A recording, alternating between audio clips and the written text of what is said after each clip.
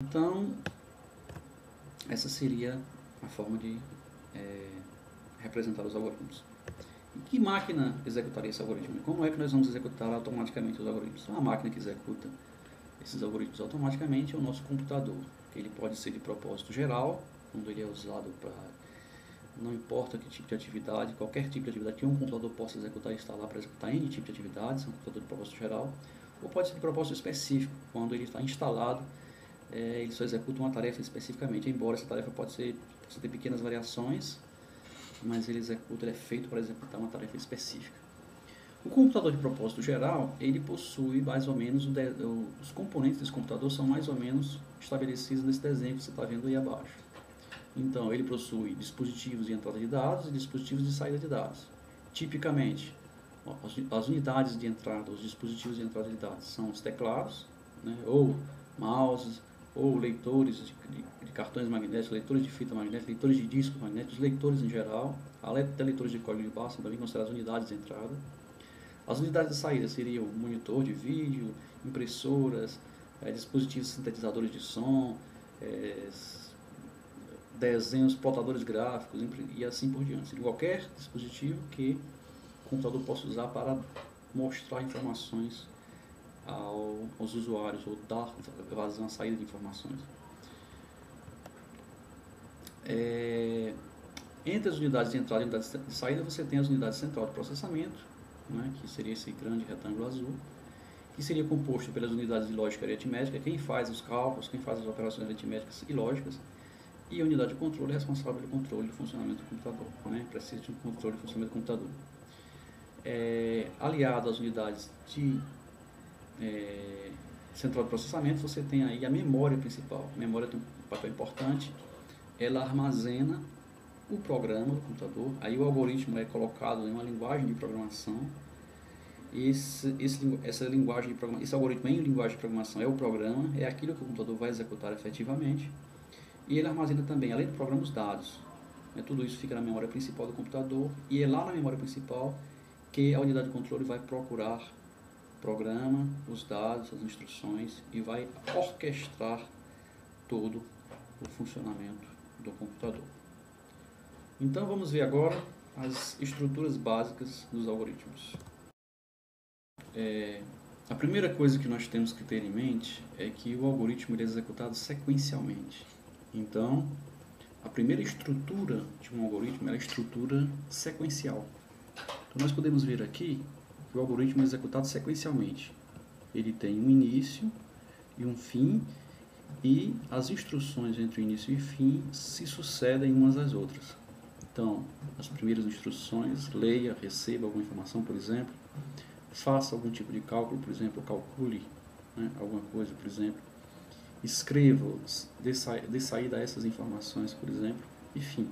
Essa é a estrutura sequencial na forma de texto, e aqui nós temos a mesma estrutura na forma de gráfica. Nós temos os símbolos, como nós falamos anteriormente, para início e para fim, e em seguida nós temos o símbolo para entrada de dados, receba algum tipo de informação do exterior, tipicamente via teclado ou via leitor qualquer, realize algum tipo de cálculo, depois dê saída a algum tipo de informação, enfim. Então, o algoritmo ele é uma estrutura, ele é um texto, digamos assim, que é executado, em primeiro lugar, sequencialmente. Então, a estrutura sequencial é a primeira estrutura do algoritmo. Seguindo a sequência, né, obviamente que se o algoritmo fosse sempre executado numa mesma sequência, ficaria, ou sempre fosse executado sequencialmente, né, não tivesse formas ou múltiplos caminhos a seguir, ficaria difícil realizar tarefas úteis com ele. Então, existem também as estruturas de decisão. Então, em algum momento, em quase todo algoritmo, em algum momento é necessário se definir qual caminho a seguir baseado nos dados que foram recebidos. Então, como temos aqui no texto, por exemplo, receba um determinado tipo de dado, se um determinado tipo de condição for verdade, ele pode fazer isso, se não, faça aquilo. Então, nessa estrutura aqui, nós estamos decidindo entre fazer uma coisa e fazer outra. Depois de tomada essa decisão aqui, nós continuamos o processo sequencialmente até o final do algoritmo. Graficamente, isso pode ser representado por essa figura.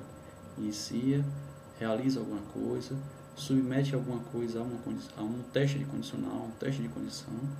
Em seguida, escolhe-se esse teste de condição automaticamente guia o processo de execução para um caminho ou para outro, de acordo, obviamente, com a condição que foi testada. Então, a segunda, diríamos assim, estrutura básica de um algoritmo seria a estrutura de decisão, ou também chamado de desvio condicional, né?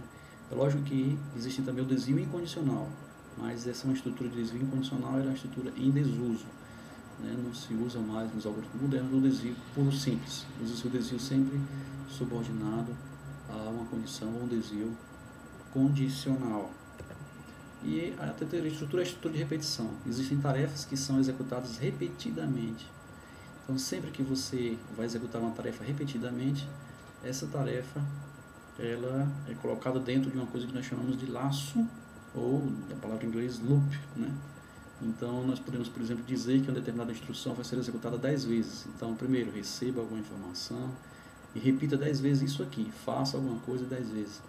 E, finalmente, essa estrutura aqui dentro, nós chamamos de loop ou laço.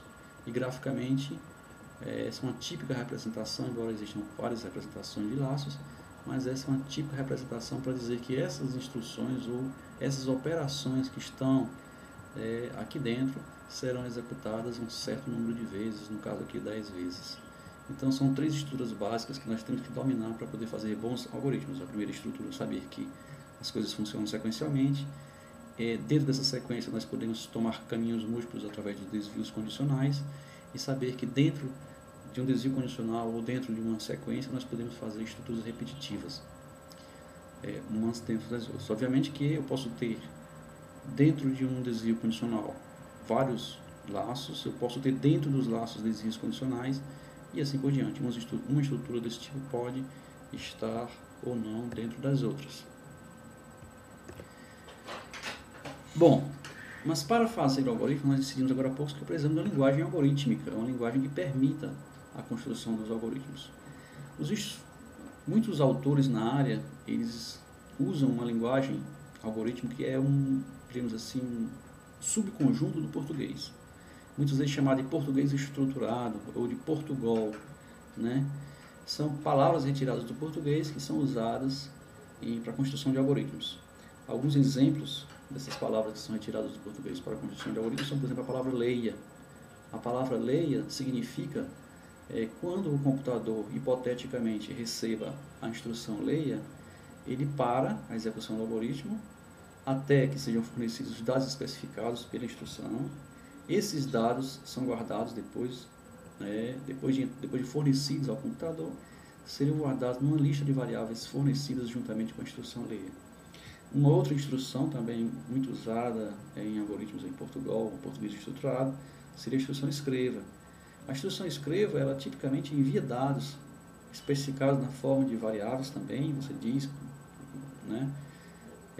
Esses dados são enviados para a unidade de saída. A unidade de saída é tipicamente um vídeo do computador, tipicamente uma impressora. Um exemplo de algoritmo muito simples usando essas instruções seria leia A. A nós chamamos aqui de variável. É uma palavra ou um símbolo que representa uma informação qualquer. Então nós temos leia A é uma informação qualquer, ou seja, isso aqui significa que a partir desse momento o computador deveria parar a execução do algoritmo e simplesmente esperar que seja fornecido aí de alguma forma o valor para A e em seguida escreva A. Então escreva A significa pegar esse valor que ele tem armazenado, que ele representa como A, para imprimir-o no vídeo ou imprimir na impressora e assim por diante. Isso seria uma forma de mostrar no vídeo ou imprimir na impressora.